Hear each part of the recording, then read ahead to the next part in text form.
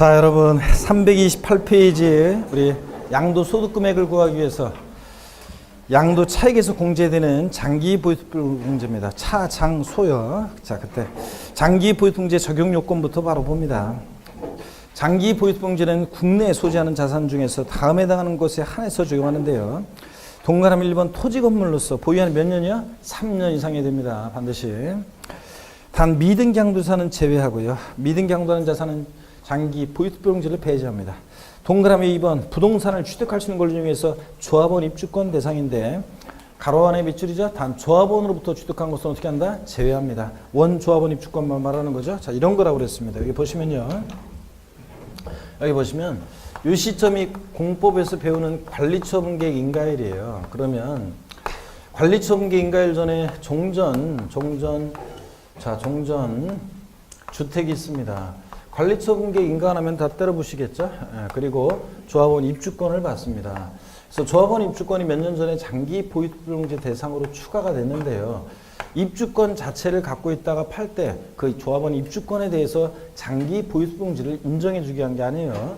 조합원 입주권은 관리처분계획 인가일 전에 이 종전주택의 양도 차익에다가 이거 옛날에 취득한 가격 이번에 파는 가격 그 양도 차익에다가 장기 보유소득공제 공제율을 적용하고 싶은 건데 문제는 얘는 흔적도 사라지고 없잖아요. 흔적도 없이 사라지고 없으니까 조합원 입주권을 장기 보유소득공제 대상으로 추가한 겁니다. 그래서 관행적으로 인정되던 것을 명문한 건데 그러다 보니까 조합원 입주권은 조합원으로부터 취득한 것은 원래 원조합원 입주권만 대상이지 조합원으로부터 취득한 것은 포함한다, 제외한다? 제외합니다. 대상이 아니에요. 조합원 입주권 자체는 아닙니다, 이게. 자, 그래서 원조합원 입주권은 장기보유소득 대상인데 다만 조합원 입주권 자체에 대한 게 아니라 관리처분계획 인가일 전에 종전 이 건물과 토지에 대해서 인정해 주게 한 거라는 거. 자, 그 다음에 그 표 있죠? 표는 여러분들이 별표시 해놓고 기억합니다. 자, 장기 보유소득공제 적용 요건 표를 별표시하고 기억하는데 국내 소지하는 자산이 해되죠? 국외 소지하는 자산은 안 해줍니다. 우리나라가 다른 나라의 국가 경제까지 신경 써가지고 장기 보유 유도해 줄 필요가 뭐 있어요? 국외 소지하는 자산은 배제됩니다.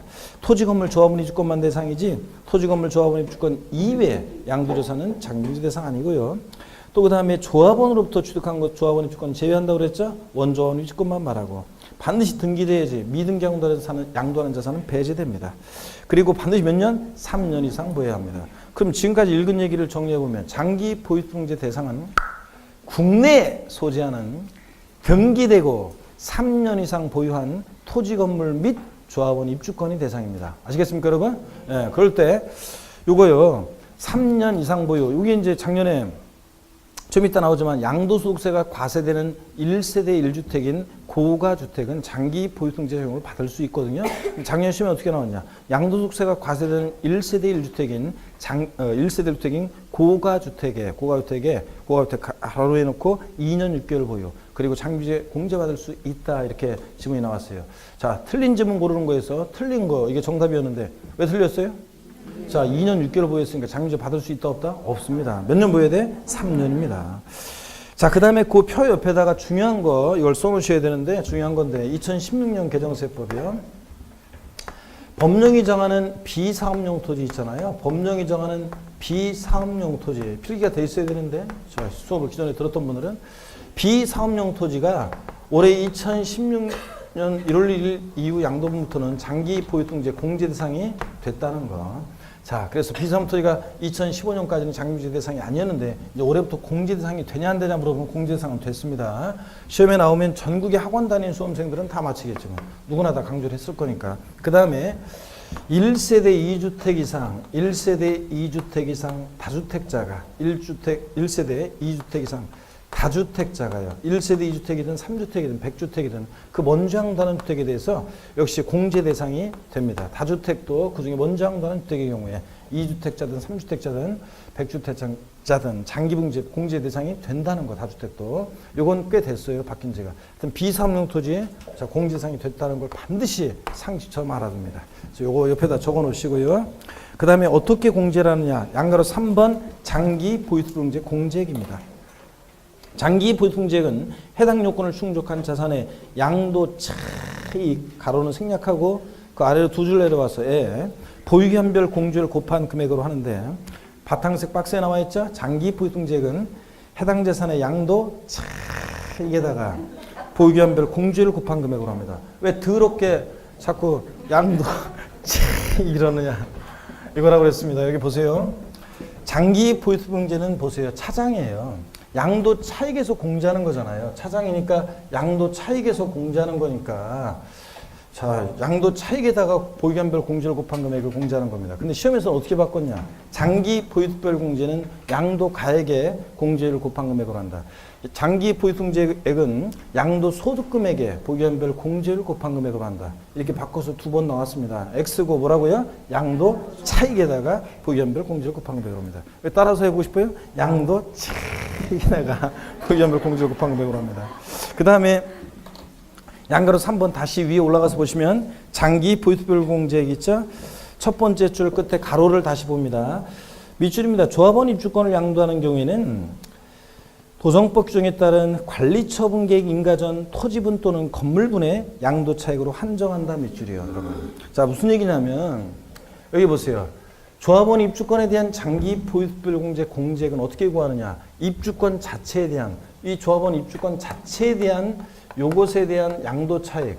예? 이거 옛날에 취득한 저 가격 이번에 파는 양도 가격 그것에 대한 양도 차익에다 공제를 적용하는 것이 아니라 조합원 입주권은 관리처분 계획 인가일 전에 종전 건물과 토지 이 주택의 양도 차익에 한정해서 한해서 공제를 적용한다는 얘기입니다. 그래서 시험에서 어떻게 바꿀 수 있느냐? 조합원 입주권의 장기 보유별 공제액은 관리처분 계획 인가일 전에 종전 건물의 양도 차익에 또는 토지의 양도 차익에다가 조합원 입주권의 양도 차익을 합한 금액을 말한다. 또는 이 합한 금액에 보유한별 공제를 곱한다. O, X예요. X입니다. 이 조합원 입주권의 양도 차익 합한 금액이 아닙니다. 자, 이걸 주의하시고요. 원래 옛날 때려부신 것에 대한 그걸 인정해 주기 위한 거기 때문에 양가로 4번 보유한별 공제율입니다. 동그라미 1번 일반적인 경우 나와 있죠? 그러면 동그라미 1번 일반적인 경우 거기다가 일반적인 토지 건물을 양도했을 때 장기 보유별 공제는 보유 연수에다가 보유 연수의 공제율 3%씩을 적용합니다. 이렇게 써놓으세요. 돼지꼬리 땡녀에서 일반적인 경우는 보유 연수에 3%씩 공제를 적용합니다. 그래서 329페이지를 보시니까 표를 보세요. 3년 이상 4년 미만 보유했을 때 장기 보유제 공제율은 양도 차익에다가 자 요거 3, 3은 9는 아니고 처음에 시작은 몇 프로부터입니까? 10%부터 시작합니다. 그래서 만약에 양도차익이 1억 원이면 3년 6개월 보유했을 때 일반적인 토지 건물은 양도차익 1억 원의 10%니까 장기 보유공제액은 얼마예요? 1,000만 원이 되는 겁니다. 그래서 양도차익이 자 1억 원이에요. 거기서 장기 보유공제액 1,000만 원을 빼니까 양도소득금액은 얼마가 되는 거예요? 9천만 원. 예? 저기 양도차익이 1억 원이다. 장기 보유별 공제액은 양도 차익에다가 보유한별 공제를 곱하잖아요. 3년 6개월 보유해서 일반적인 토지 건물 그러면 3년 이상 4년 미만이니까 장기 보유제 공제율은 몇 프로? 10%. 1억에 10%니까 얼마? 1천만 원. 그러니까 양도 소득금액은 1억에서 장기 보유제 1천만 원을 빼니까 소득금액은 얼마가 돼? 9천만 원. 이렇게 구한다는 거예요. 이렇게 계산해서 나중에 이제 이런 거 연습합니다. 자, 그런 얘기고. 그 다음에 4년 이상, 여기부터는 이제 보유연수에 3%씩 적용하면 돼요. 4년 이상 5년 미만일 때는 3, 4, 12. 양도차익에 12% 공제하고, 장기 보유 특별 공제를. 5년 이상 6년 미만이면 3, 5, 15. 이런 식으로. 그래서 10년 이상이면 몇 프로까지? 30%까지요. 처음과 끝을 밑줄이죠. 3년 이상 4년 미만 양도차익이 10%.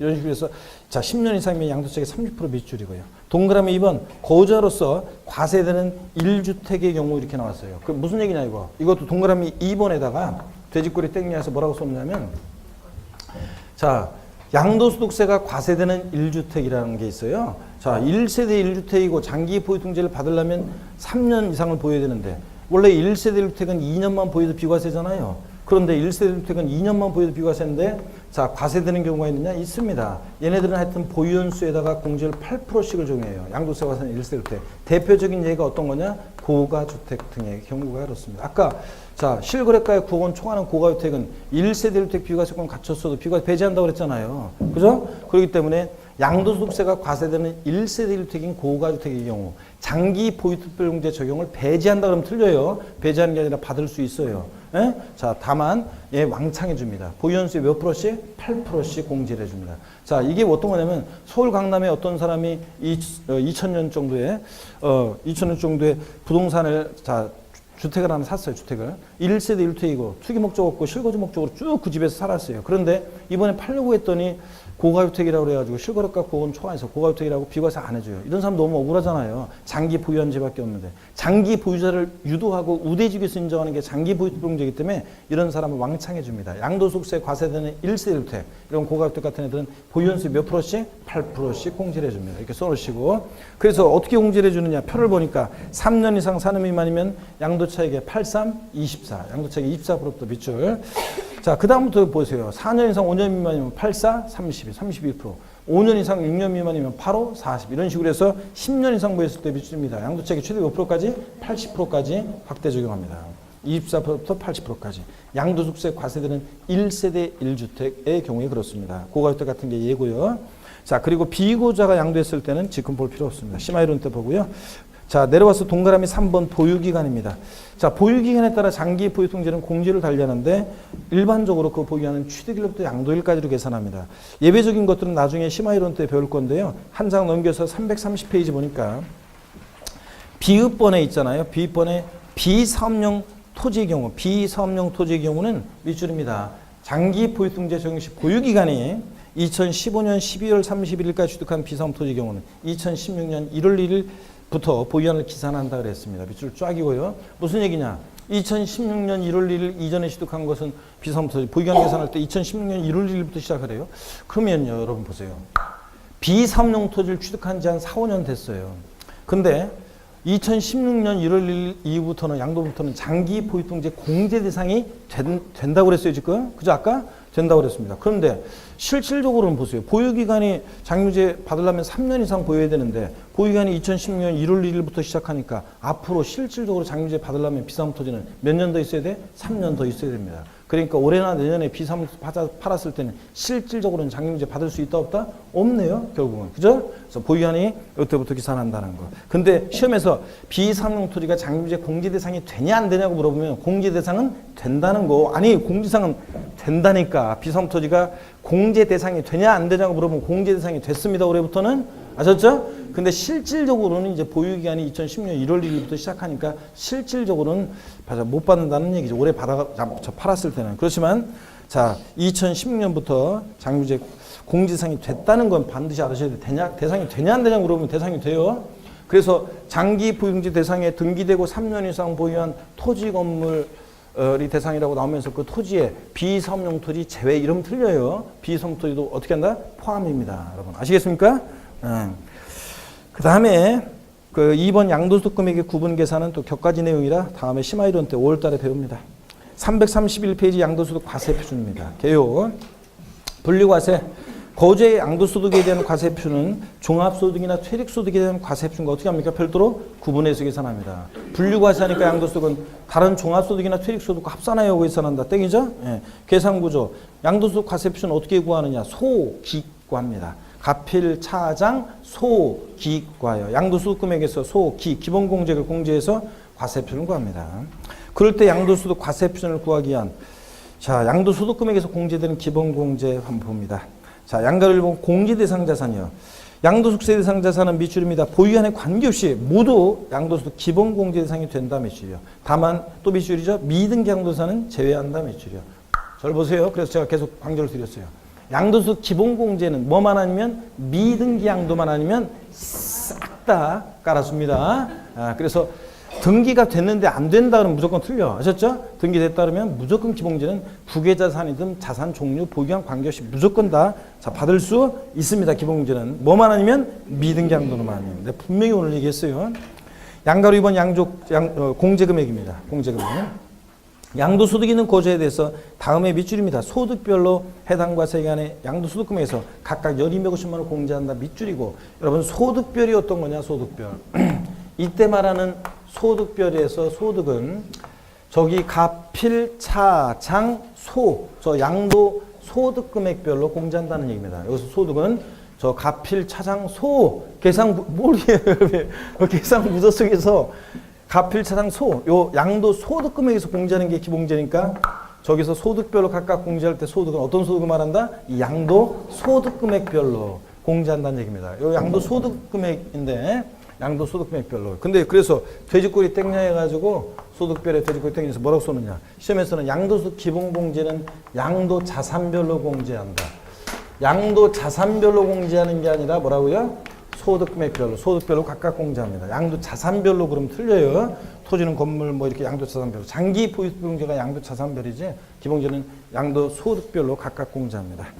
자산별이 아니고요. 그 다음에 또 그 어떤 소득과 어떤 소득을 별 구별하느냐. 동그라미 1번 봅니다. 토지, 건물, 부동산에 관한 권리, 기타 자산. 이거 전부 합친 양도소득금액에서 1년에 얼마? 250만 원. 또 주식 출자 지분 양도소득금액에서 1년에 250. 또 파생상품 양도소득금액에서 1년에 얼마? 250 공제합니다.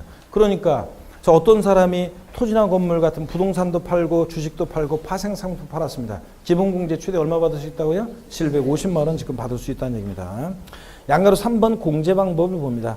슬슬 다 미줄입니다. 고조뿐만 아니라 비고조에 대해서 적용합니다. 일부 교재가 비고조가 양도했을 때는 양도소득 기본공제를 받을 수 없다고 되어 있는 교재도 있지만 틀린 지문입니다. 법에 소득세법에 명문화된 규정은 없지만 예규에서 비고조 양도했을 때도 양도소득 기본공제를 적용받을 수 있다고 예규가 되어 있어요. 그래서 비고조에 대해서 적용하고 동그라미 2번도 미치입니다. 국내 국외자산에 대해서 모두 적용하고 국내 자산과 국외자산을 구분해서 국내 자산과 국외 자산을 구분해서 공제합니다. 3번 자산별로 공제하지 않고 소득을 세 종류로 구분해서 각각 연 250만 원 공제하고요. 4번 미등기 양도자산은 공제받을 수 없다고 그랬고 자 5번 연 250만 원을 공제하되 양도소득금액을 초과할 수는 없다 그랬습니다. 여기 보세요. 양도소득금액이 가필 차장 소 양도소득금액이 200만 원인데 기본공제 250 과세 표준 마이너스 50 이럴 수는 없다는 얘기죠. 그래서 자 양도소득금액이 200만 원이면 기본공제도 얼마? 200만 원. 이렇게 소득금액 범위 내에서만 기본공제 해준다는 그런 얘기입니다, 여러분. 자 그리고 넘어갑니다. 332페이지 양가로 4번에 자산을 여러 차례 양도한 경우요. 양도소득 기본공제는 양도소득금액에 구분 계산한다는 게 어쩌고저쩌고 하여튼 내려와서 동그라미 1번 밑줄입니다. 양도소득금액에 감면받은 소득금액이 있는 경우에는 그 감면받은 소득금액 외에 양도소득금액에서 먼저 공제하고요. 밑줄. 동그라미 2번 감면받은 소득금액 외에 양도소득금액 중에서는 해당 과세기간에 먼저 양도하는 자산의 자 소득금액에서부터 순서대로 공제합니다. 밑줄이요. 자, 그럼 지금까지 읽은 얘기를 한번 종합적으로 한번 설명을 드려보겠습니다. 여러분 여기 봅니다. 지금까지 읽은 얘기를 한번 종합적으로 설명하면 이렇습니다.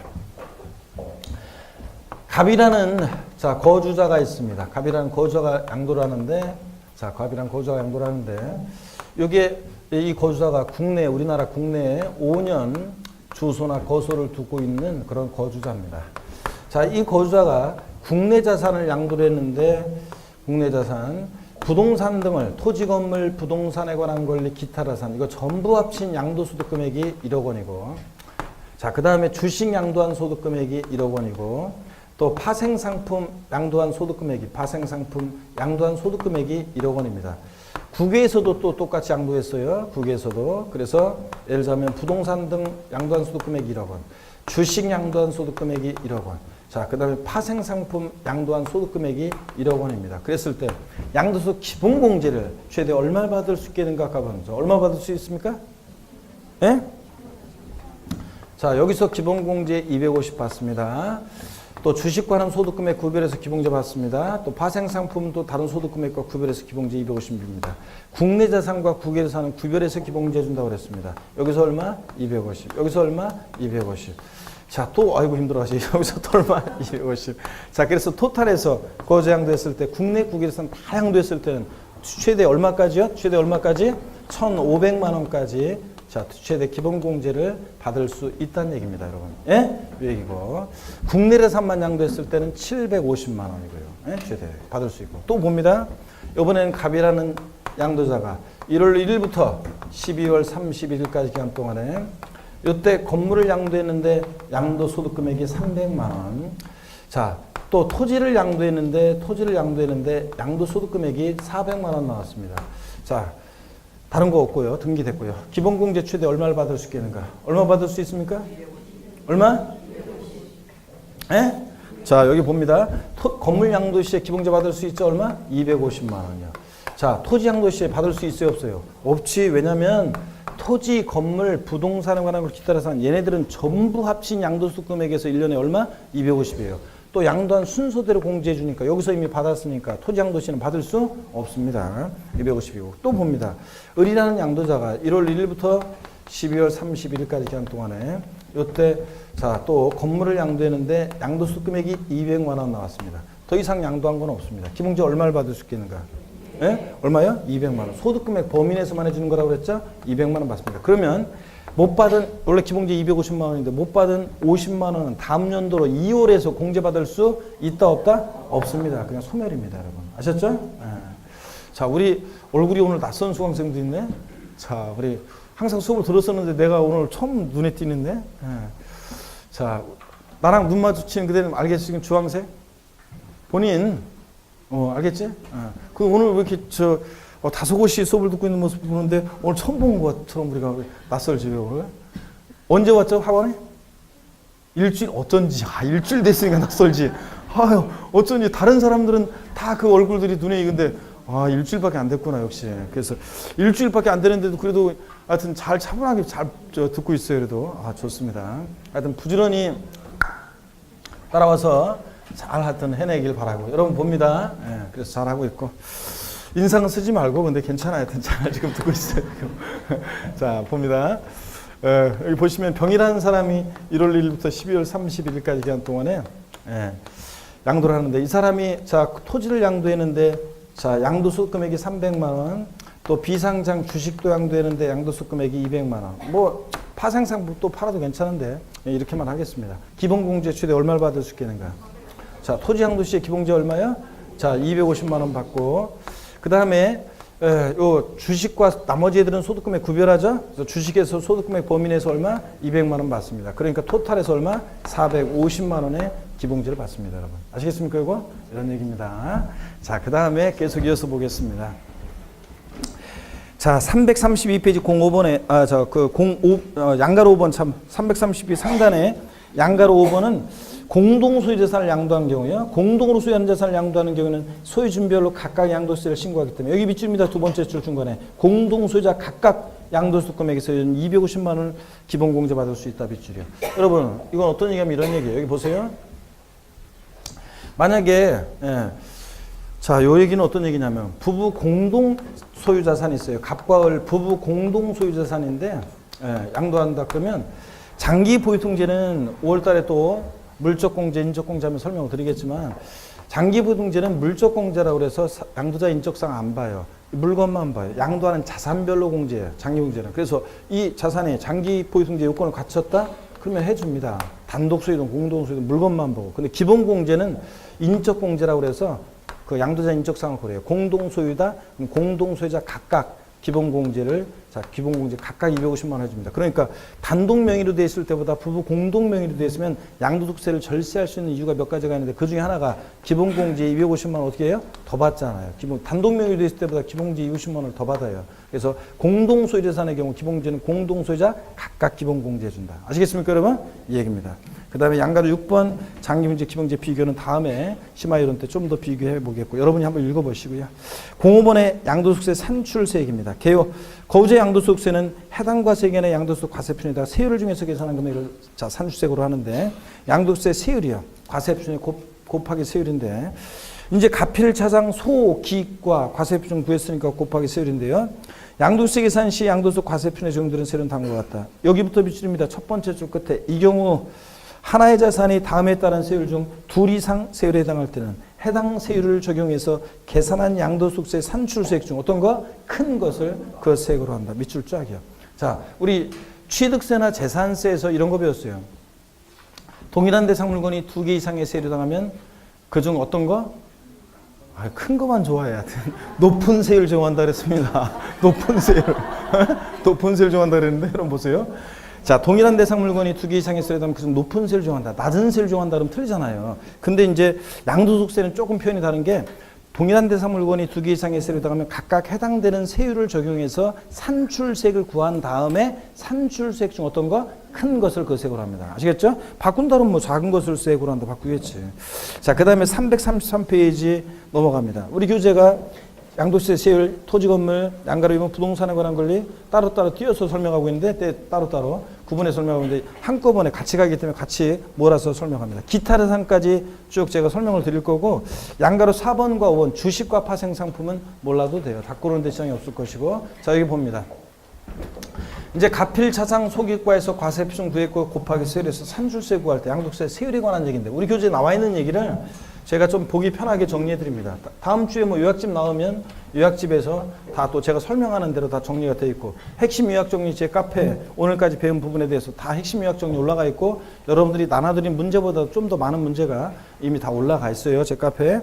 자, 그러니까 적으려고 하지 말고 편하게 한번 봅니다, 여러분.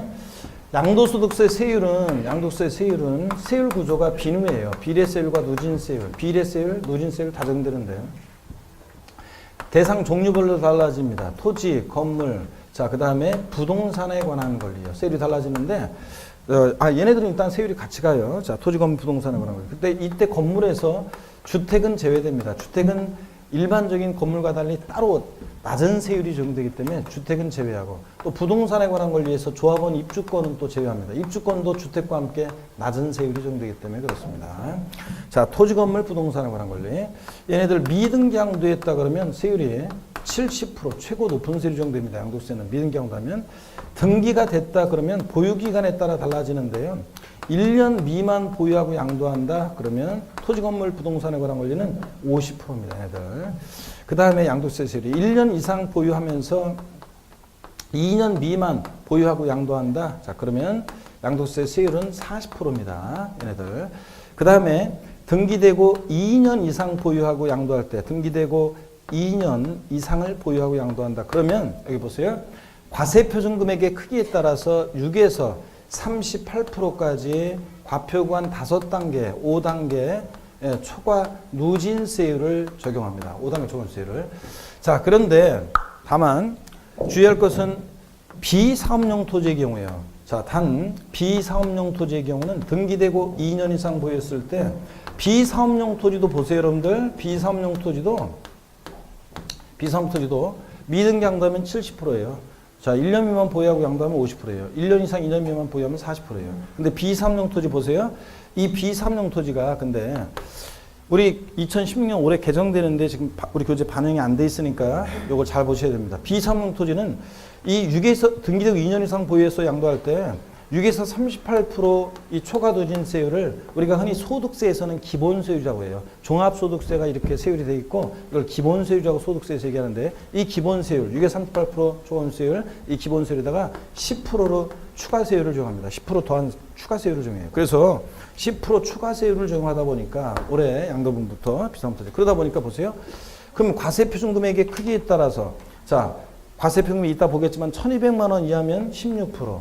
10% 추가세율을 적용하니까 자 1억 5천만 원 초과에 따르면 몇 프로까지 적용되느냐? 48%까지 이렇게 적용될 수 있습니다. 비상토지. 기본세율에다가 몇 프로? 10% 추가세율을 적용하기 때문에 그렇습니다. 자, 근데 1년 미만 보유했는데 40%예요. 근데 2년 이상 보유했는데 48%? 보유하는 길면 더 높은 세율을 적용받을 수 있네요. 아까 그랬어요. 동일한 대상 물건이 2개 이상의 세율을 당하면 각각 해당되는 세율을 적용해서 산출세 구한다면 둘 중 어떤 거? 큰 것을 그 세액으로 하면 되니까 뭐 문제 없습니다. 자, 그 다음에 이렇게 보고 또 그 다음에 설명드립니다. 여기 보세요. 주택 및 조합원 입주권인데 주택하고 그 다음에 조합원 입주권은요. 주택 및 조합원 입주권은 보세요. 주택 및 조합원 입주권은 미등기 양도했다. 얘네들도 70%입니다. 미등기 양도하면. 근데 등기가 됐다 그러면 또 보유연에 따라 달라져요. 1년 미만 보유하고 양도한다. 주택 및 조합원 입주권 얘들 40%라는 거. 일반적인 토지, 건물, 부동산에 관한 권리는 1년 미만 단기 보유하면 50%인데 얘는 몇 프로? 40%라는 걸 꼭 기억하고 그 다음에 1년 이상만 보유해도요. 1년 6개월 보유했다? 1년 이상만 보유해도 제 토지, 건물, 부동산에 관한 권리는 1년 이상 2년 미만이면 40%인데 얘는 1년 이상만 보유해도 주택 및 조합원 입주권 몇 프로다? 6에서 38% 이렇게 5단계 초과 누진세를 적용합니다. 요거. 자, 주의하고. 그래서 이런 내용들이 작년에 재작년에 개정이 있었고, 자, 올해 이제 개정 내용은 이런 거예요. 비상토지가 원하는 게 올해 또 바뀌었고요. 그래서 이렇게 개정 내용이 있어서 25회 시험과 26회 시험 출제될 줄 알았더니 양도세 세율이 안 나왔어요. 그렇기 때문에 올해 27회 시험은 더 양도세 세율을 출제 가능성이 높다고 보시고 잘 대비를 해 두셔야 되겠습니다. 여러분 봅니다. 그 다음에 기타 자산 있잖아요. 여기 봅니다. 기타 자산 그러면 우리가 어떤 게 있었냐? 특정 시설물 이용이용권, 골프이용권, 콘도, 헬스클럽 이용권 같은 특정 시설물 이용이용권, 사업용 고정상과 함께 항도하는 용어권 이런 게 있었잖아요. 그럴 때 기타 자산 나왔다면 한 가지만 기억하면 돼요. 골프이용권 나왔다. 기타 자산, 골프이용권, 기타 자산. 기타 자산 나왔다. 골프이용권. 이거 딱 하나 기억하여. 기타 자산, 골프이용권은 좌우지간이에요. 좌우지간.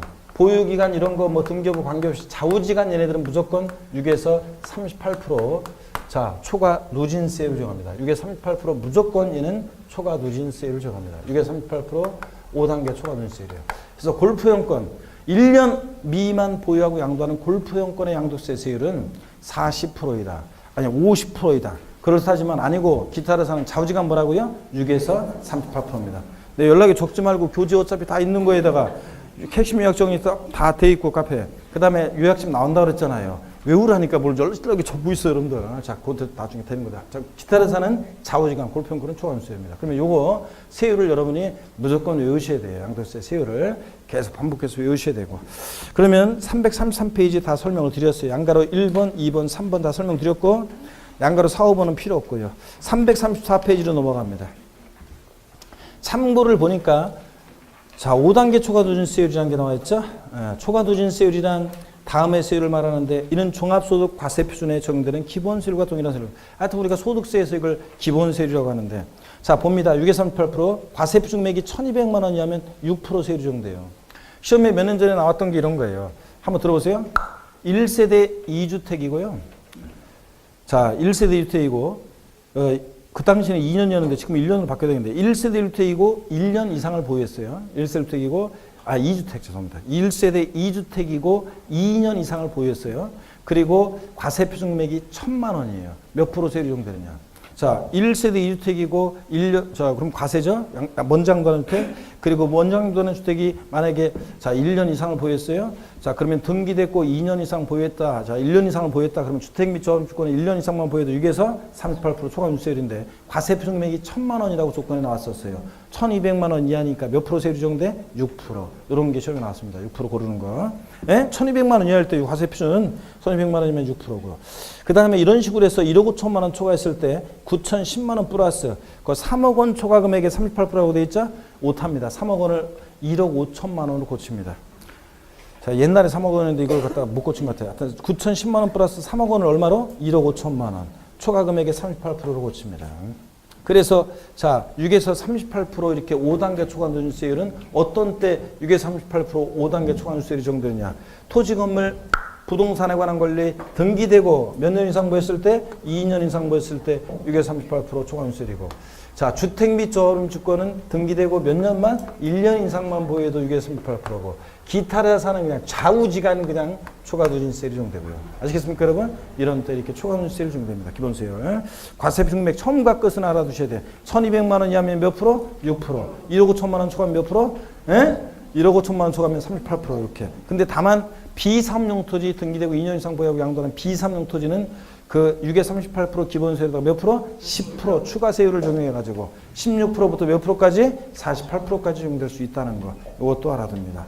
아시겠습니까, 여러분? 자, 그 다음에 세율 적용 시 보유기간 계산은 일반적으로 보유한에 따라 세율이 달라지는데 취득일부터 양도일까지로 보유기간 계산해서 세율을 적용해요. 예외적인 것들은 나중에 우리가 배웁니다. 다음 5월 달에 배우고요. 335페이지 4번 지정지역 내 세율 적용인데 다음에 언어에 해당하는 부동산을 양도하는 경우 6에서 38% 기본세율에다가 밑줄입니다. 이 6에서 38% 기본세율의 100분의 10% 더한 세율을 적용합니다. 그래서 과세표준 금액의 크기에 따라 16%부터 48%까지 이것도 또 적용돼요. 자, 이 경우 어쩌고 저쩌고 나오는 얘기는 그냥 동일한 대상물건이 2개 이상의 세율에 해당하면 그 높은 세율 산출세 계산에서 높은 걸 한다는 얘기 읽어보시는 거고 동그라미 1번 지정지역에 있는 부동산. 지정지역이 뭐냐면 소득세에서 지정지역은 투기지역을 얘기해요.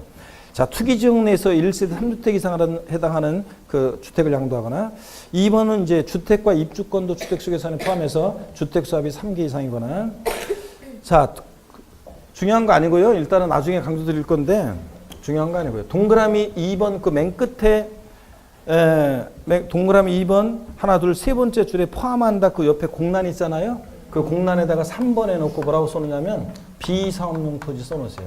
지정지역 내에서 1세대 3주택뿐만 아니라 비사업용 토지를 양도할 때도 이렇게 10% 추가세율을 적용한다는 거.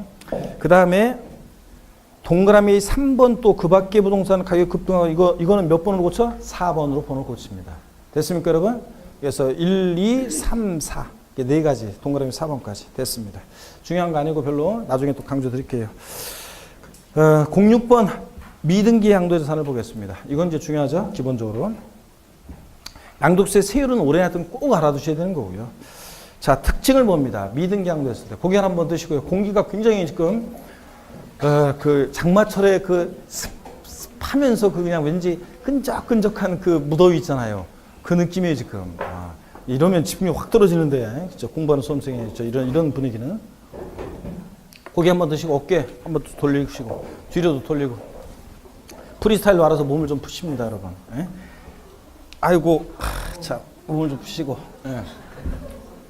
아이고. 이번 일요일 날 비 온다고 했나요? 예? 누가 비 온다고 그랬어? 일기예보, 그러고 보니까 일기예보를 검색을 안 해봤네, 제가. 진짜로? 진짜 못 믿을 것 같다. 내일 직접 검색을 한번 해봐야지. 비가 와도 합니다. 우리가 뭐 야구 경기나 경기하는 것도 아니고 뭐 비가 온다고 그래서 뭐 못할 것도 없습니다. 자, 여러분 335페이지 06번의 미등기 양도재산입니다.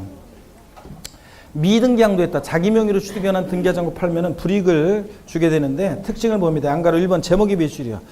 자, 소득세법상 비과세 감면, 조세 특례자법상의 감면 다 배제합니다. 미등기 양도하면 조세 포탈 운영성이 높기 때문에. 옛날 시험에 소득세법상의 비과세율은 배제되지만 감면 적용받을 수 있다. 땡입니다. 비과세 감면 다 배제하고. 계산구조 속에서 필요경비는 공제받을 수 있다. 배출이요. 아까 특히 자, 취득가액을 매감한기 추기 결정할 때 기타 필요경비, 자, 필요경비 계산 공제율을 적용할 때 3, 7, 1. 그때 필요경비 계산 공제율, 토지건물 등기된 곳은 3%인데 미등기 양도하는 토지건물의 경우 필요경비 계산 공제 적용을 배제한다면 틀리다고 그랬죠? 0.3%. 불이익은 있지만 필요경비 계산 공제 적용을 배제하는 거 아닙니다. 필요경비, 미등기 양도하더라도 필요경비는 공제받을 수 있다. 밑줄. 동그라미 2번 장기 보유통제 배제된다. 밑줄이요. 그리고 양도소 기본공제도 배제되죠? 미등기 양도하면 밑줄. 동그라미 4번 최고세율 100분의 70, 70% 최고세율이 적용됩니다. 밑줄이요. 자, 그러면 여러분요. 미등기 양도하는 자산의 경우 여기 한번 보겠습니다. 미등기 양도하는 자산의 경우 가필, 차, 장, 자, 그 다음에 소, 기과죠. 네, 그랬을 때 미등기 양도하는 자산이 있습니다. 여기 보세요. 미등기 양도하는 어떤 건물이 있는데 미등기 양도하는 건물입니다. 자, 미등기 양도하는 건물인데 요거 이 건물의 양도 가액이 예를 들어서 5억 원이고 취득가액 등 기타 필요금비가 4억 원입니다. 양도소득 과세 표준 금액은 얼마인가? 이런 거 했잖아요. 얼마입니까? 미등기 양도하는 자산의 경우는 보세요. 미등기 양도하면 장기 보유통제와 기본공제 적용을 배제한다고 그랬죠? 예, 그럼 빼는 게 없으니까 자, 양도가에서 필요금비를 빼면 양도 차익이 얼마입니까? 1억 원. 그러면 미등기 양도하는 자산 양도 차익 1억이면 양도 소득 금액 얼마입니까? 빼는 게 없으니까 공제상이 아니니까 빼는 게 없으니까 1억이죠? 자, 양도 차익과 양도 소득 금액 1차입니다. 자, 양도소득 기본공제상이 아니니까 미등기 양도하는 자산은 자, 소득 금액이 1억이면 과세표 금액 얼마예요? 1억. 자, 그래서 미등기 양도하는 자산은 양도 소득 금액 과세표 금액이 일치합니다. 결론 미등기 양도하는 자산은 양도 차익과 양도 소득 과세표 금액이 어떻게 합니까? 일치합니다. 양도 가액과 일치하는 게 아니라 양도 차익과 과세표 금액이 일치합니다. 그래서 미등기 양도하는 자산의 경우 양도 차익 1억일 때 과세표 금액 1억이고 산출세까지 구해봐라 그러면 세율은 몇 프로 적용해? 70% 적용합니다. 미등기 양도니까. 그래서 산출세가 얼마고? 7천만 원. 이런 식으로 자, 우리가 구하게 됩니다, 여러분. 자, 이런 거. 자, 미등기 양도하는 자산. 됐습니다. 그 다음에 2번 법령이 정하는 등기로 보는 경우 등기의제 이게 무슨 얘기냐?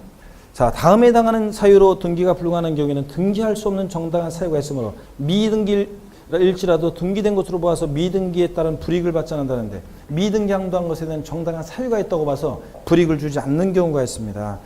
자, 이거 심화이론 때 이제 5월 달에 볼 건데 하나만 보겠습니다. 동그라미 2번 밑줄입니다. 법률의 규정이나 법원의 결정에 따라 양도항 시 그 취득에 관한 등기가 불가능한 자산이에요. 여러분, 내가 미등기 양도한 사유가 법률의 규정 때문에 법원의 결정으로 미등기 양도했어요. 불이익을 주면 돼야 안 돼요? 안 되지. 그래서 법률의 규정이나 법원의 결정으로 등기가 불가한 양도항시 그 취득에 관한 등기가 불가한 자산의 경우는 장기 보유성재, 기본공제 이런 거 다 받을 수 있습니다, 여러분. 시험에서 바꾼다 그러면 뭐 법률의 규정에 의해서 또는 법원의 결정에 따라 양도항시 그 취득에 관한 등기가 불가한 자산의 경우는 장기 보유성재와 기본공제를 모두 배제한다. O, X, X입니다. 받을 수 있습니다. 왜냐? 등기된 곳으로 의지하니까. 정당한 사유있다고 봐서. 나머지 내용들은 나중에 봅니다. 337페이지 양도소득 금액 계산 특례입니다. 여러분, 양도소득세, 이제 우리 세법이, 양도소득세 부분이 이제, 세법이 좀 어렵게 출제될 때, 요 양도소득 금액 계산 특례 부분에서 문제가 나오는데, 26개 시험은 안 나왔어요. 올해는 양도소득 금액 계산 특례 부분에서 다시 시험 문제가 나올 가능성이 높아요.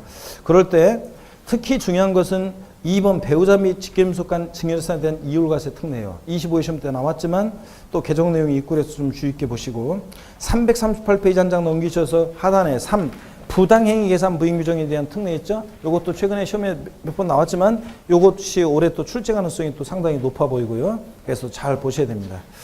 자, 그래서 이런 것들을 쭉 340, 341페이지 쭉 이어서 나오는데 이런 것들 우리 5월 달에 바로 이제 요약집 할 때 배웁니다. 올해 3, 4월 과정은 양도세 계산하는 과정, 가필차장 소기과 곱하기 세로 산출세과하는 과정까지 이 내용을 쫙 틀을 잡는 게 제일 중요하고 그 다음에 이제 이 특례는, 예외적인 특례는 5월 달부터 배웁니다. 342페이지 제7절 납세 절차입니다, 여러분.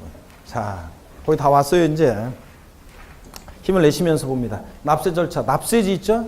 자, 양도소득세는 납세문자가 세금 계산에서 계산된 세금을 관할세무서에 신고 납부하는데 납세지 관할이요. 거주자일 때를 주로 시험에서 물어보는데 거주자일 때 소득세 납세지는 어디로 한다고요? 주소지로 한다는 거. 주소지 관할세무서인데 시험에서는 2번 나왔어요. 양도소득세 납세지는 양도하는 부동산 소재지 관할세무서로 한다. 양도 물건 소재지 관할세무서로 한다. X입니다. 국세니까 집값과는 분류를 하고 어디? 주소지입니다. 여러분이 주소지는 인천광역시인데, 그래서 인천광역시 남구인데, 만약에 제주도에 있는 부동산을 팔았다. 양도세, 제주도까지 가서 낼 필요가 뭐 있어요. 집값과는 분류보도. 어디다 세금을 내더라도 국고를 귀속하니까 국세는 주소지입니다. 부동산 소지 아니라는 것만 주의하고. 동그라미 2번 예외요. 주소지가 없는 때는 그 거소지로 한다. 읽어보시고요. 밑줄이고. 비고자일 때는 뭐 참고로 보시면 됩니다. 343페이지 양도소득 과세금 예정신고 납부요. 양도소득세는 신고 납부하는데 납세문서 세금 계산에서 예정신고 납부라는 것과 확정신고 납부라는 게 있습니다. 이 둘의 관계는 어떤 관계냐를 잘 아셔야 되는데 예정신고 납부 안 해도 과산세예요. 확정신고 납부 안 해도 과산세예요. 이 둘의 관계는 어떤 관계냐. 이걸 심층 분석해 본다는 얘기죠. 그죠? 그래서 저렇게 남녀 수강생이 있을 때 둘이는 어떤 관계냐. 둘이는 어떤 관계냐. 에? 동기? 이제 공부를 좀, 내가 잘못 물어봤다. 내가 실수했다. 이미 수업을 많이 들었던 사람한테 물어보면 안 되는데, 진짜. 우리 아주 베테랑처럼 편안하게, 동기. 실수했어. 저렇게 나이가 차이가 또 너무나도 또 둘이 당황해하지 않는단 말이에요. 중년의 남녀 여성, 둘이 어떤 관계, 둘이도 물어봤자 소용이 없겠구나. 자, 이게, 둘이는 진짜 닮았어, 보면. 얼굴 서로 한번 봐봐. 둘이 진짜 어떤 관계야? 진짜 의심스럽네. 그러고 보니까 둘이는 어떤 관계? 우리 혜선 씨 어떤 관계? 동기? 아유 진짜. 자 뭔가 하여튼 다른 데 서 있잖아요. 실화로 진짜 어제도 내가 어제 강양 못했어도 중년 남녀 수강생이 앉았는데 둘이 짝인 거 알아요. 그냥 저 학원 와서 만난 사이인 거 알아요. 근데 일부러 어제 있잖아요. 일부러 여기는 이제 이미 한번 써먹었으니까 여러분이 다 알아서 그러는데 어제 거기는 써먹은 데가 아니거든요. 그 어제 갑자기 둘이 어떤 관계예요? 그랬더니 저 여자 수강생이 약간 얼굴 빨개지면서 우리 하여튼 빰해서 막 더듬더라고. 말을 못하고 막 더듬더라고. 자, 그랬는데 놀려 먹었는데 하여튼 동기제 여러분들, 자 서로 돕고 협력하고 중개사는 공인중개사는 혼자서 독불장모로는 안 되잖아요, 여러분들. 혼자 독불장모로 안 되고 그 믿을 수 있는 사람들끼리 서로 돕고 협력하고 그래서 물건도 서로 도와주고 이렇게 막 이렇게 해야지, 여러분들. 그래서 다른데 나가면 나가면은 제가 그러거든요. 어떤 제자들 중에 젊은 청춘들이 중개사 자격증 갖고 이제 나가면 시험에 나가는데 그 사무실에서 그 사장이나 누가 무슨 분양하는데 아니 재건축하는 지역에서 자기를 사무실로 스카우트 해가지고 거기서 명의를 좀 쓴다고 하고 이런데 이거 해야 되나요? 뭐 되나 물어보면 안 돼 하지 마. 절대 마. 그런 거 괜히 명의 큰일 나고 그런 데는 아예 들어가지 마. 내가 막 그러거든요.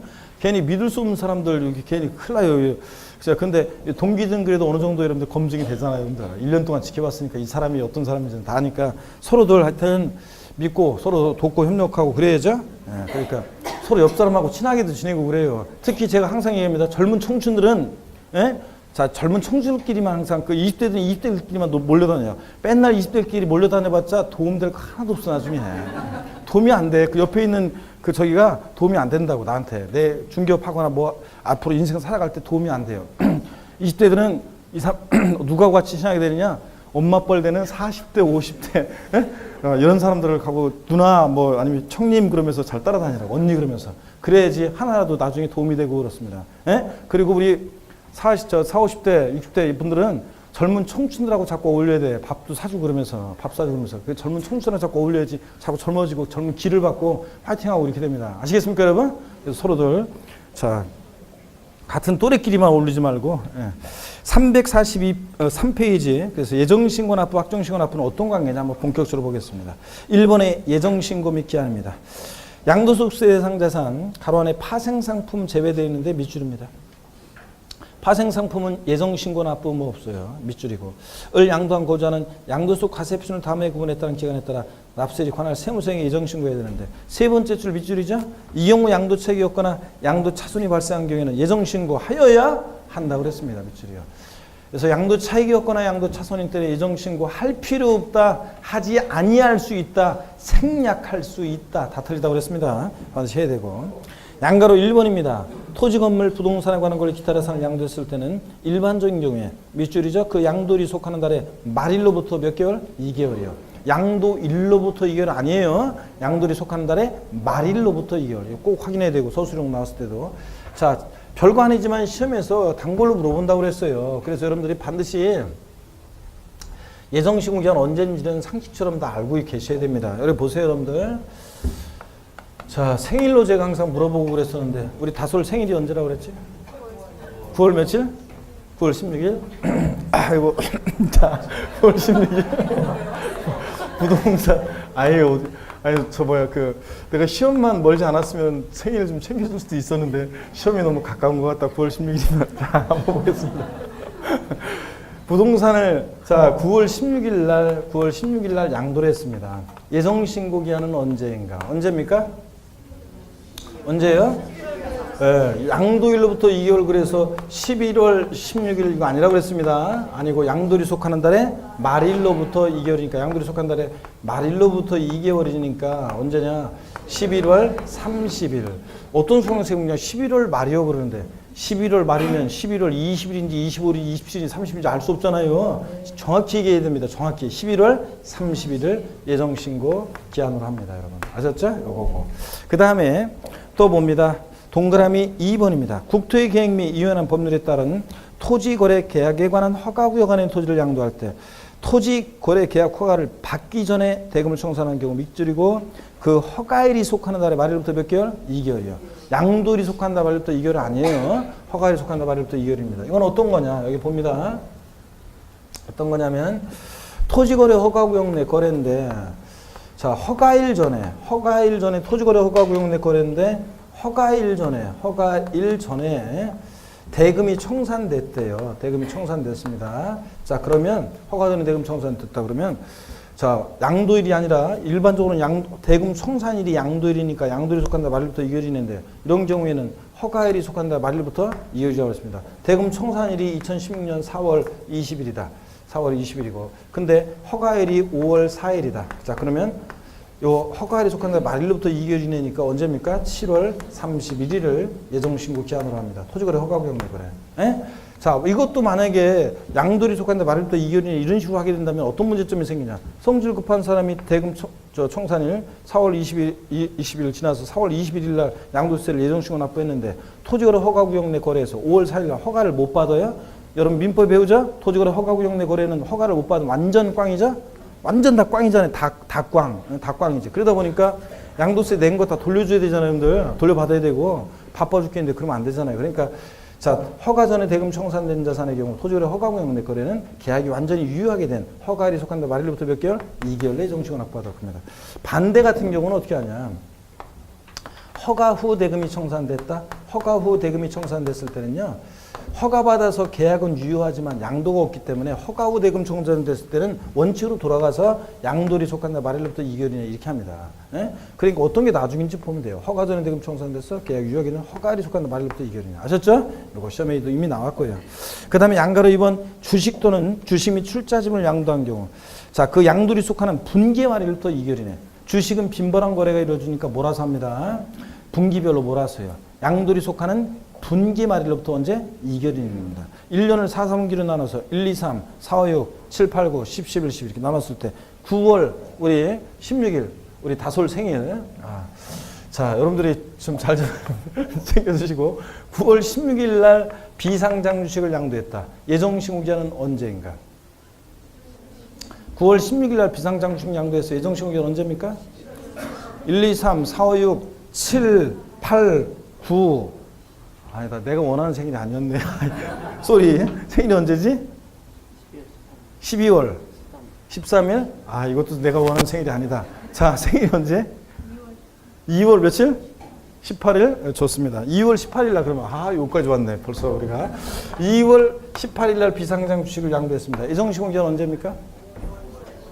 1, 2, 3 2월 18일 속한 분기 말일 3월 31일 그때부터 2개월이니까 5월 31일을 예정신고기한 합니다. 분기 양도일이 속하는 분기 말일로부터 2개월이네요. 예정신고기한 주식. 자, 여기까지 다 봤습니다. 그 다음에 내려와서 2번에 예정신고 납부인데 동그라미 1, 2번은 읽어보는 거고 3번이요. 일정 요건을 충족하는 경우 물납과 분할 납부할 수 있다는데 물납 X죠? 자, 물납은 2010년도 폐지됐습니다. 양도세는. 그래서 물납 폐지됐고 X고 분할 납부할 수 있다면 시죠. 자, 분할 납부는 확정신고 납부할 때만 할 수 있는 게 아니라 예정신고 납부할 때도 분할 납부할 수 있습니다. 동그라미 4번도 밑줄입니다. 예정신고 기한 내 예정신고 및 납부를 이행하지 않은 경우에 확정신고 마찬가지로 가산세 적용됩니다. 작년에도 이거 관련한 걸 물어봤는데 하여튼 예정신고 납부 안 했다. 가산세 무조건 적용됩니다. 자, 그 다음에 확정신고 납부하는 별개로 하여튼 예정신고 납부하면 가산세 적용되고 뒷동네 예정신고 및 납부를 이행한 경우라도 예정신고 납부세 공제는 적용되지 아니한다. 예전에는 양도일이 속하는 달의 말일로부터 2개월 내 자진해서 양도세를 예정신고하고 납부까지 이행하면 산출세계 10% 세공제 혜택이 있었는데 지금은 그런 혜택 없습니다. 지금 당연히 할 일을 했을 뿐이에요. 안 하면 가산세고 했다 그래도 세공제 혜택 없습니다. 그래서 시험에서 예정신고 기한 내 자진해서 예정신고 납부를 이행하는 경우에는 산출세계 10% 세공제를 적용한다. 땡입니다. 이런 혜택 없습니다. 안 하면 가산세고 경찰관이 도둑을 잡거나 소방관이 불을 껐어요. 불렀는데 당연히 해야를 했을 뿐이지 뭐 용감한 시민상 안 주잖아요. 똑같습니다. 자, 3번 예정신고 산출세는 읽어보는 건데 특히 333페이지 그 뒷동네 여러 번 양도했을 때 344페이지로 넘겨보니까 그 바탕색 박스 내용이 어떤 거냐면 자, 누진세율 적용 대상 자산을 여러 번 양도했을 때 양도세는 합산해서 과세합니다. 그럴 때 그 합산할 때 이게 조금 식이 잘못되어 있죠. 지금 개정이 됐어요. 이게. 개정이 되는데 뭐 중요하진 않고 계산 문제 안 나올 거니까 나중에 요약집 할 때랑 문제풀이 할 때랑 좀 살짝 알려드릴게요. 바뀌었습니다. 자, 그래서 거기 보면은 양도세 여러 번 양도했을 때 산출세액은 이미 신고한 양도소득 과세표준이 아니라 양도소득금액 플러스 제2회 신고하는 양도소득 과세표준이 아니라 양도소득금액 여기서 기본공제 250만 원 하고 그 다음에 누진세를 적용하고 마이너스 이미 예정신고한 산출세 이런 식으로 개정이 됐어요. 사실은. 근데 이게 신경 쓰지 마세요. 04번 양도소득 과세표준 확정신고한 납부입니다. 확정신고 및 기한이요. 해당 과세기간에 양도소득 금액이 있는 거주자는 그 양도소득 과세표준을 다음에 구분에 따른 기간에 따라 나서지 관할 세무정에 신고해야 합니다. 이 경우 여기 밑줄이죠. 또 해당 과세기간에 과세표준이 없거나 결손금이 있는 경우에도 신고는 하여야 한다는 거 밑줄. 일반적인 경우 확정신고 기한은 언제냐? 밑줄입니다. 양도일이 속하는 과세기간에 다음 연도 이거 포인트죠.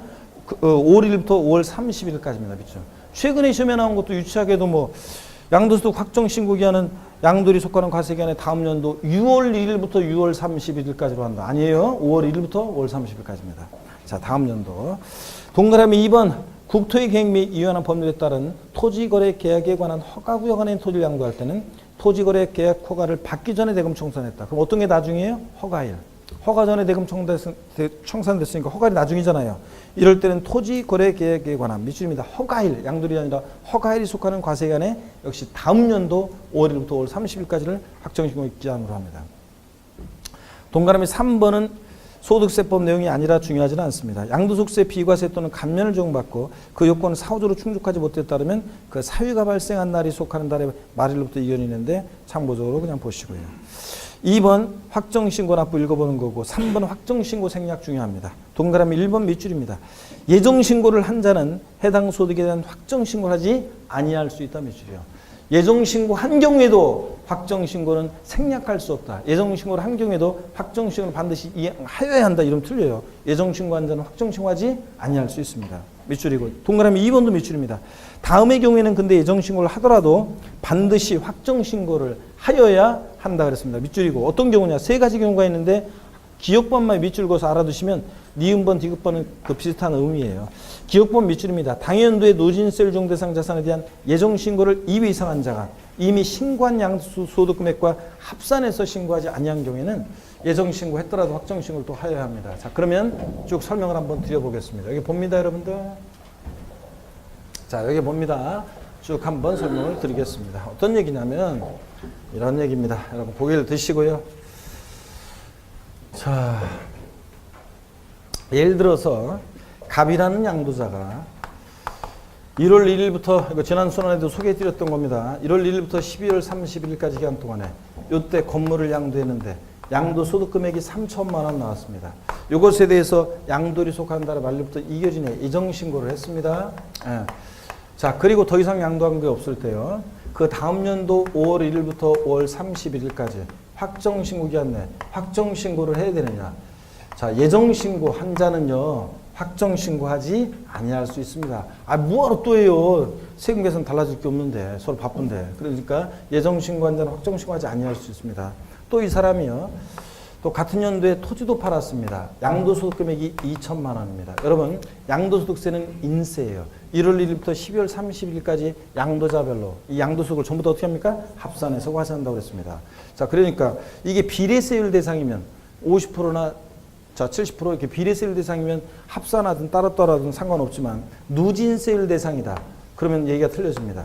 과세 표준이 이만큼인데 세율 이만큼 적용되는데 합쳐서 과표가 더 커지면 더 높은 세율 적용받아서 세금 계산이 달라지는 이런 경우에 자, 합산과세 되니까 마지막에 2회 이상 누진세율 적용 대상 자산을 2회 이상 양도할 때 마지막에 합산해서 요거 합한 금액으로 해서 합산해서 세금을 계산해서 합산해서 세금 계산해서 예정신고를 했습니다.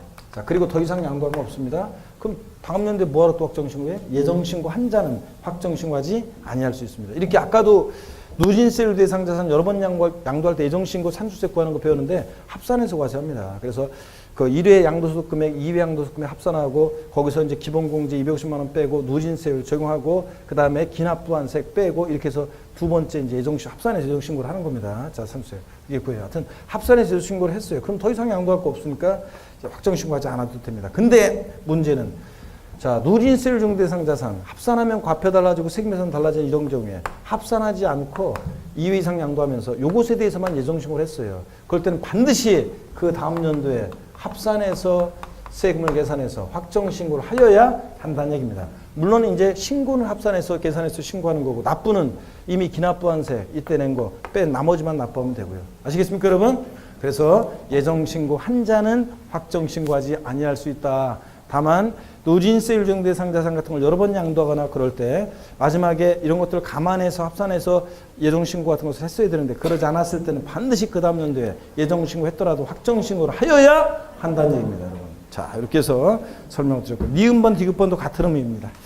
05번의 양도소득 과세표현과 세계 결정 경정은 참고적으로 보시고 나중에 제가 일부 내용은 말씀을 드릴 거고요. 346페이지 구합니다. 한정 넘기니까 346페이지 양가로 3번 가산세입니다. 자, 예정신고 납부를 안 했을 때 가산세가 적용되는데요. 납세무자가 법정기한 내 신고 납부물을 이행하지 아니한 경우에는 가산세를 포함해서 결정된 세액을 납세지 관할 세무서장이 고지서를 통해서 결정고자 합니다. 당연하죠? 신고 납부 안 하면 가산세. 그때 세 번째 줄 밑줄입니다. 가산세를 적용할 때 예정신고와 관련해서 가산세가 부과된 부분에 대해서는 확정신고와 관련한 가산세는 적용하지 아니한다. 밑줄 쫙이에요, 여러분. 자, 무슨 얘기냐. 이런 얘기입니다. 여기 보세요, 여러분들. 자, 예정신고와 관련해서요. 예전에 가산세, 예정신고를 불성시해서 가산세가 이만큼이 붙었어요. 근데 확정신고 시에 또 확정신고를 불성실해서 가산세가 이만큼 계산될 때 예정신고 관련해서 가산세가 부과된 이 부분에 대해서는 확정신고 시에 다시 가산세가 부과되지 않습니다. 이만큼은. 이중으로 가산세 부과될 수 있으니까. 근데 시험에서 어떻게 나왔냐. 예정신고와 관련해서 가산세가 부과된 부분에 대해서도 확정신고 시 가산세를 적용하는 경우에 예정신고 관련해서 가산세가 부과된 부분에 대해서도 다시 가산세가 부과된다 그랬습니다. 다시 부과되지 않습니다. 예정신고 관련해서 가산세가 부과된 부분에 대해서는 확정신고 시 가산세 계산할 때 다시 적용되지 않습니다. 여러분. 아시겠습니까, 여러분? 한 번만 이해하시면 되고요. 그 다음에 동그라미 1번 무신고 가산세 일반적인 경우와 니은번 부정행위 경우, 동그라미 2번 과소신고 347페이지 과소신고 가산세 일반적인 경우 부정행위 경우. 이거 뭐냐? 우리 배웠어요. 충분해서. 신고 납부하는 세금들. 에? 신고 납부기 한 하루만 딱 지나도 양도세는 양돌이 속하는 달에 말부터 2개월 예정신고 기간 하루만 딱 지나도 일단 가산세는 신고행위와 납부행위를 구별해서 신고불성실 가산세는 의무위반의 정도에 따라 부정무신고, 부정과소신고 몇 프로? 40%. 그런 말 없이 법정신고기간 내 신고서를 제출하지 않는 경우는 몇 프로? 20%. 그 다음에 신고기간 내 신고서를 제출했는데 적게 신고했을 때는 몇 프로? 10%. 의무위반의 정도에 따라 신고기간 하루만 딱 지나도 40, 20, 10% 해당되는 신고불성실 가산세를 깔아놓고 하루하루 지날 때마다 일일 얼마? 0.03% 납부불성실 가산세 적용된다는 거. 배웠잖아요, 여러분. 앞에서 총론해서 계속 했는데 취득세 할 때도 그렇고, 자, 그 얘기가 쭉 나와 있습니다. 읽어보시는 거고요. 그래서 가산세고, 그 다음에 06번 양도세 징수환급 읽어보시는 거고 넘어갑니다. 348페이지 07번에 물납과 분할납부입니다. 자, 거기 제목 1번 물납에다가 옆에다가 페이지 딱 써놓고 2016년 1월 1일 이후부터 양도부터는 양도세는 이제 물납 폐지됐죠? 그리고 거기 348페이지 물납에 관한 내용은 전부 다보다 X 해놓으시고, 그 다음에 349페이지 분할납부를 봅니다. 분할납부는 허용되지 양도세 소득세도 분할납부 봅니다. 양고로 1번 분할납부 요건 및 분할납부 기간입니다. 거주자로서 예정신고 및 확정신고 시 납부할 세액이 각각 1천만 원 초과하는 자는 요까지 밑줄 쫙이고 동그라미 1번입니다. 재산세는 종부세는 분할납부 하려면 납부할 세 얼마 초과할 때 할 수 있었어요? 500만 원. 제가 윙크 해달라고 한 기준금액이 500만 원이었잖아요. 재산세, 종부세는 500만 원 초과할 때 분할납부입니다. 500만 원 넘게 내기도 어렵잖아요. 근데 여기 봅니다. 양도소득세는 1000만 원 넘게 내는 거 우스워요. 자, 그렇기 때문에 납부할세 양도세는 얼마? 1000만 원 초과. 재산세, 종부세는 분할납부 기준금액 납부할세 얼마? 500만 원 초과. 재산세, 종부세는. 양도세는 얼마? 1천만 원 초과할 때 할 수 있고. 그 납부할세의 일부를 밑줄이고 동그라미 2번입니다. 일부를. 또 밑줄입니다. 그리고 동그라미 2번이고. 그 다음에 납부기한이 지난 후 2개월 이내 분할납부할 수 있다. 밑줄이고 동그라미 3번입니다. 자, 분납기한. 재산세는 납부기한 지나서 언제까지 할 수 있다고 그랬어요? 45일. 종부세 납부기한 지나서 2개월. 양도세 납부기한 지나서 2개월 내 분할납부입니다. 그래서 분할납부 기한이 재산세는 45일인데 종부세 양도세는 몇 개월? 2개월 내 분할납부할 수 있습니다. 자, 그 다음에 양가로 2번 분할납부 세액입니다. 양도소득세는 납부할 세액이 1천만 원을 초과할 때 할 수 있죠? 그러니까 1천만 원 초과하면서 2천만 원 이하, 2천만 원 초과로 나눠서 2천만 원 이하일 때는 거기 보니까 1천만 원 납부할 세액이 2천만 원 이하일 때는 1천만 원 초과하는 금액을 분할 납부할 수 있다. 이 말은 원래 납부기한 내에는 최소 얼마 깔아놓고 1000만 원 깔아놓고 나머지 금액 분할 납부할 수 있다는 얘기라고 그랬습니다. 1000만 원 초과하는 금액을 분할 납부할 수 있단 말이에요. 그래서 저를 보세요. 양도세 납부할 세액이 1700만 원일 때 최대 분납 가능 금액은 얼마인가? 700만 원입니다. 1000만 원, 2000만 원 이하일 때는 1000만 원 최소한 깔아놓고 나머지 금액 분할 납부. 그렇죠? 얼마? 700만 원 분할 납부 최대 가능하고. 그 다음에 2000만 원 초과할 때는 100분의 50, 50% 이하 금액을 분할 납부할 수 있대요. 이 말은 최소한 납기는 얼마? 절반 깔아놓고 나머지 금액 절반 분할 납부할 수 있다는 얘기죠? 자, 그래서 시험에 제가 맨날 양도세 분할 납부 처리 기준이요. 제가 맨날 어떻게 했냐면 2,400만 원을 하고 3천만 원을 예를 들었었어요. 양도세 납부할 세액이 2,400만 원일 때 최대 분납 가능 금액은 얼마인가? 얼마예요? 뭘 이것도 띵이에요. 2,400만 원이면 2천만 원 초과했으니까 얼마? 1,200만 원. 아, 근데 더 이상 어떻게 2,400의 절반이 얼마냐는 더 이상 어떻게 알려줄 수가 없어요. 그래서 1,200만 원이고. 자, 또 맨날 제가 예를 들었던 게 양도세 납부할세액이 3천만 원일 때 그러면 최대 분납 가능 금액은 얼마냐? 얼마입니까? 1,500만 원. 절반까지 최대 분할 납부 가능합니다. 2천만 원 초과할 때는. 근데 실전에서 재작년에 어떻게 나왔었냐? 양도세 물납과 분할 납부에 관한 설명이다. 자, 옳은 거 고르는 문제에서 어떤 거였냐면 양도세 납부할세액이 3,600만 원인 경우에 예정시고 납부할세액이 3,600만 원인 경우에 최대 분할 납부 가능 금액은 얼마인가? 3,600만 원일 때 최대 분할 납부 가능 금액은 1,800만 원이다. 이렇게 나왔어요. 맞습니까? 네? 맞아요? 맞잖아요.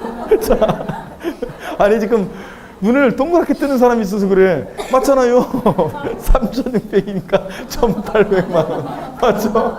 자, 그래서 아니 왜냐면 우리 여러분들이 진짜 살면 살아가시면서 진짜 머리 팽팽 돌아가는 분들이 희한하게 공부한다고 이어가지고 자 납부할세 2,400만 원일 때 아니 다른 곳에서 막 그러다가 2,400일 때 최대 분할 납부 가능 금액은 얼마죠? 그러면은 정말 있어. 그러니까 내가 자 하는 얘기입니다. 자 그래서 절반까지 분할 가능하고 부가세 봅니다. 양가로 1번 납부할세액에 부과되는 조세는 없다. 여러분 우리가 개인지방소득세는 또 법인지방소득세는 여전히 우리가 소득세법에 의해서 계산한 소득 또는 법인세법에서 계산한 그 소득을 과세표준으로 해서 여전히 지방소득세를 함께 계산해서 우리가 소득세 낼 때 여전히 지방소득세를 함께 내고 있어요. 그렇지만 독립세로서 함께 내는 거지 부가세는 아니라고 그랬죠? 그래서 시험에서 양도소득세 부가세목으로 지방소득세가 짝지어 나오면 무조건 틀리다고 그랬죠, 여러분들? 다 함께 신고납부한다 해도. 근데 감면받은 세액의 부가세목은 있습니다. 어떤 게요? 감면받았을 때는 농특세가 소득세 감면세액이 몇 프로? 20% 부과됩니다. 제8절 국외자산에 대한 양도소득세. 국외에 소지하는 자산을 양도했을 때 양도세요. 350페이지 한 장 넘기시면 자, 요거는 하여튼 25회 시험 때 그 국외자산 양도소득에 대한 소득세 내용이 자세하게 시험 문제가 나왔는데 또 이것이 자세한 내용이 나올 가능성은 높지는 않은데 국내산 양도와 비교해서는 얼마든지 나올 수 있고요. 하여튼 심화이론 때 좀 몇 가지 그래도 보긴 볼 건데요. 오늘은 그냥 지난 순환에 이어서 납세무자만 보고 갑니다. 자, 납세무자요. 국외 소지하는 자산에 대한 양도소득세 납세무자는 자, 국외 자산의 양도에 대한 양도세는 해당 여기부터 미줄이죠. 자산의 양도일까지 국내 계속해서 몇 년이요? 5년 이상 주소고소 둔 거주자에 한해서만 납세를 진다는 거. 3년으로 바꾸겠죠? 예. 아니고 5년 이상이고. 그래서 표를 보니까 국내 소지하는 자산을 양도했을 때는 거주자뿐만 아니라 누구요? 비거주자도 과세합니다. 팝가수 마돈나가 인천 송도에 있는 뭐 부동산을 팔았습니다. 마돈나 우리나라 국세청에 송도에 있는 부동산 판 양도소득세 납부할 의무가 있어요, 없어요? 있어요, 없어요? 있습니다. 세금은 당연히 내고 가야지 마돈나도. 국내 자산 양도 시에는 비거주자도 과세합니다. 근데 국외 소지하는 자산을 양도했을 때는 당연히 비거주자는 납세금 없죠? 마돈나가 미국에 있는 부동산 파는 거와 우리가 뭔 관계가 있어요? 근데 거주자야 되는데 그냥 거주자 안 되고 몇 년 이상? 5년 이상 주소고소 둔 거주자만이 납세무가 있지. 자, 5년 미만 주소고소 둔 거주자, 4년 주소고소 둔 자. 자, 그 납세무 없습니다. 국외산에 대해서. 이런 것들을 봅니다. 자, 이렇게 해서 우리가 대단원에 막을 내립니다. 자, 여러분 고개를 드시고요. 네, 자, 오늘 복습을 일단 복습을 제가 지금 뭐 시간 관계상 복습은 이렇게 이제 안 하고 다음 주에 이제 5월 첫 주에 이제 복습을 할 수가 있는데 하여튼 여러분들 반드시 오늘 나는 생전 하여튼 복습이라고는 안 해봤어 이런 사람들도 오늘만큼은 제발 자, 쭉 한번 복습을 해보시고 핵심 요약 정리 올라가 있으니까 그 카페에서 한번 읽어보시고요. 그러셔도 되고. 고맙습니다, 여러분. 수고하셨습니다.